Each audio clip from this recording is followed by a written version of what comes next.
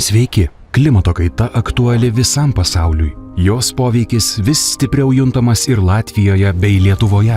Gamyklų dūmai, automobilių išmetamosios dujos, medžių kirtimas ir kita žmogaus veikla didina šiltnamio efektą sukeliančių dujų kiekį atmosferoje, o tai lemia oro temperatūros didėjimą.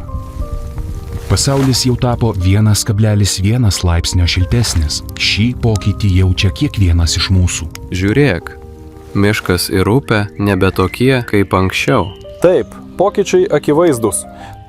Turime suprasti, ką tai reiškia.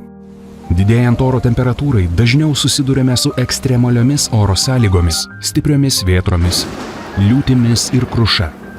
Padidėja potvynių pavojus, o sausros periodai tampa ilgesni, sukeliantys vis pražūtingesnius miškų ir durpynų gaisrus. Viskas tapo taip nenuspėjama. Vieną akimirką žemė išdžiūvusi, o kitą upė jau liejasi iš krantų. O kai dėl sausros užsidega miškai ir durpynai, liepsnos sunaikina visą gyvastį ir gaisras gali siautėti kelias savaites. Klimato kaitos pasekmės sunkios. Jis sukelia nuostolių tiek gamtai ir visuomeniai, tiek ekonomikai. Skaičiai įspūdingi. Nuo 1980 iki 2023 metų dėl klimato kaitos Europa neteko 738 milijardų eurų. Latvijoje ir Lietuvoje taip pat kenčia tokie sektoriai kaip žemės ūkis, infrastruktūra ir visuomenės sveikata. Jei niekas nepasikeis, iki 2050 metų nuostoliai gali siekti 8% nuo bendrojo vidaus produkto. Per didelis karštis ir oro tarša kenkia žmonių sveikatai, ypač nukenčia vyresnio amžiaus žmonės.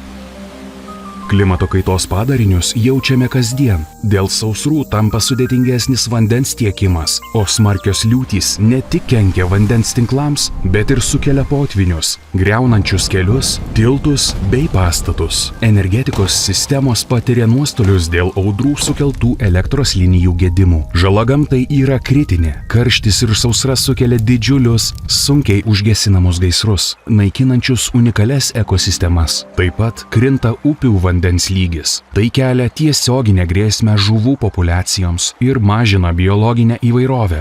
Atrodo, kad niekas nebėra apsaugota. Nei derlius laukuose, nei gyvybė upėje, nei žmonių sukurti daiktai.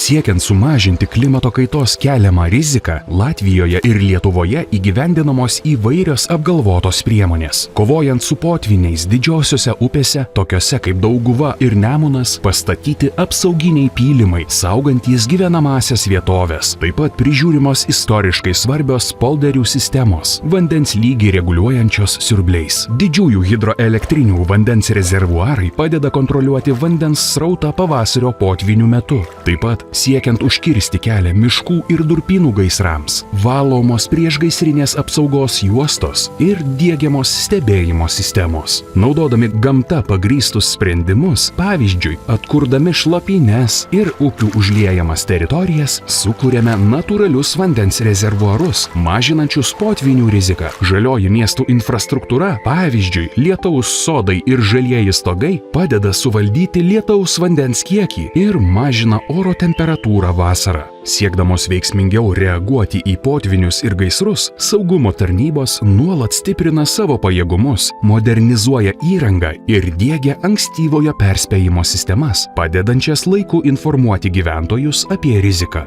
Ekstremalios oro sąlygos neapsiriboja valstybių sienomis, todėl Latvijos ir Lietuvos tarnybos glaudžiai bendradarbiauja pasienio zonose, rengia bendras pratybas ir keičiasi operatyviniais duomenimis. Šie ir kiti sprendimai priimami remiantis tiksline nacionalinio, regioninio ir vietos lygmens politika, kuria siekiama stiprinti mūsų atsparumą klimato kaitai. Tokios didelio masto strategijos, kaip Europos žalesis kursas ir nacionaliniai prisitaikymo prie klimato kaitos planai, padeda užtikrinti tvarią ateitį ir tikslus paversti realiais veiksmais. Tačiau čia labai svarbus kiekvieno piliečio įsitraukimas, prasidedantis nuo rizikos suvokimo ir atsakingo elgesio. Atsiranda vis daugiau gerai apgalvotų sprendimų. tai padeda jaustis saugiau. O geriausi sprendimai atsiranda tada, kai dirbame ranka rankon vienas su kitu ir su gamta. Klimato kaita, ypač ekstremaliosios oro sąlygos ir stichinės nelaimės, kelia didelį pavojų. Tačiau turėdami žinių, bendradarbiaudami ir imdamiesi praktinių veiksmų, galime jį sumažinti. Viskas prasideda nuo kiekvieno iš mūsų atsakomybės šviestis, saugoti gamtą ir remti tvarius sprendimus. Mes visi esame sprendimo dalis. Jei veiksime kartu, ateitis bus apsaugota.